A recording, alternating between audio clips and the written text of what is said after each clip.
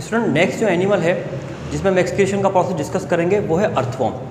Earthworm का ताल्लुक phylum Annelida से है और इसकी क्लास ओलिगोचीटा है और इसका जो बायोलॉजिकल नेम है, जो साइंटिफिक नेम है वो है फेरेटिमा पोस्थोमा। ये एक दफ़ा इंट्री टेस्ट में सवाल आ भी चुका है इसके बायोलॉजिकल नेम के हवाले से। अर्थवर्म या फाइलम जो एनिलिडा के जो एनिमल्स हैं उन तमाम एनिमल्स में जो एक्सक्रीटरी ऑर्गन होता है वो है मेटानेफ्रिडिया। अच्छा स्टूडेंट, ये जो मेटानेफ्रिडिया है ये भी एक ट्यूबुलर स्ट्रक्चर होती है, ट्यूबुलर ऑर्गन होता है।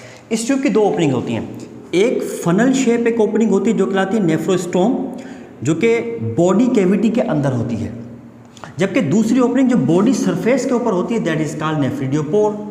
यानी दो ओपनिंग है, एक बॉडी के अंदर एक बॉडी सरफेस के ऊपर, जिसके जरिए से तमाम का तमाम जो वेस्ट मटेरियल बाहर निकलेगा, जबकि जो बॉडी के अंदर होती है वो कहलाती है नेफ्रोस्टोम और इसके गिर्द आपका बॉडी इस अर्थवर्म का बॉडी फ्लूइड भरा हुआ होता है। आपको पता है कि अर्थवर्म एक सेगमेंटेड वर्म है और इनके अंदर मेटामेरिकल सेगमेंटेशंस पाई जाती है। मेटामेरिकल सेगमेंटेशन का मतलब है कि बॉडी सिर्फ आउटसाइड बाहर से ही डिवाइडेड नहीं होती बल्कि अंदर से भी इनकी बॉडी डिवाइडेड होती है with the help of septa. और इनके हर एक सेगमेंट के अंदर इनके एक्सक्रीटरी ऑर्गन मतलब मेटानेफ्रिडिया मौजूद होता है। हर एक ऑर्गन, हर एक इसके अंदर ये मौजूद होगा। अब एक्सक्रीशन का प्रोसेस कैसे होता है कि इसके जो अंदर वाला जो बॉडी जो बॉडी कैविटी के अंदर जो ये पार्ट होता है जिसको हम कहते हैं ना नेफ्रोस्टोम, नेफ्रोस्टोम के ओपनिंग पर ये रेड कलर के आपको लाइंस दिखाई दे रही है, दीज आर सीलिया। ये सीलिया कंटिन्यूसली फ्लूइड को अंदर की जानिब जो है ना वो भरते रहते हैं।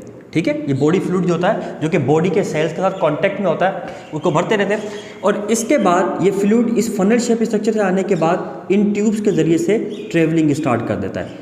अभी ट्रेवल करते करते करते करते यहाँ से होते होते ब्लेडर तक पहुँचता है। इस पूरी ट्रेवलिंग के प्रोसेस के दौरान ये जो वॉल्स होती हैं ट्यूब्स की, ये ट्यूब्स की वॉल्स सिलेक्टिव रीअब्जॉर्प्शन का प्रोसेस स्टार्ट कर देती हैं। सेम वही प्रोसेस जो हम पहले प्लेनेरिया में डिस्कस कर चुके हैं कि जिन मटेरियल की, जिन सब्सटेंसेस की इस अर्थवर्म को रिक्वायरमेंट है वो सारे रीअब्जॉर्ब हो जाएंगे, वेदर इट इज़ वाटर या मिनरल्स हो या न्यूट्रिएंट हो, सारी चीज़ें रीअब्जॉर्ब हो जाती हैं। और जो चीज़ें अनवांटेड होती हैं जैसे नाइट्रोजन वेस्ट होता है, ये यहाँ तक पहुँचते पहुँचते पहुँचते जो है ना नाइट्रोजन वेस्ट सारा यहाँ पर आकर कलेक्ट हो जाता है क्योंकि नाइट्रोजनस वेस्ट की रीअब्जॉर्प्शन नहीं हो पाती।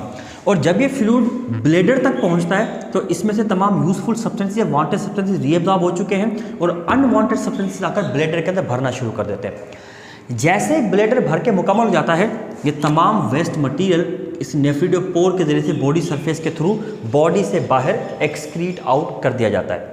अब इसमें भी बिल्कुल वही केस बनता है जिस तरह आपने प्रोटोनेफ्रिडिया में देखा था कि ये जो मेटानेफ्रिडिया है ना सिर्फ अर्थवर्म में एक्सक्रीशन का काम परफॉर्म कर रहा है बल्कि ओस्मो रेगुलेशन का भी काम परफॉर्म कर रहा था, मतलब वाटर सॉल्ट को बैलेंस करने का काम भी यही परफॉर्म करता है जस्ट लाइक प्रोटोनेफ्रिडिया। इसी वजह से मेटानेफ्रिडिया जो है ना वो एक्सक्रीटरी ऑर्गन भी है और ओस्मो रेगुलेटरी ऑर्गन भी यही होता है।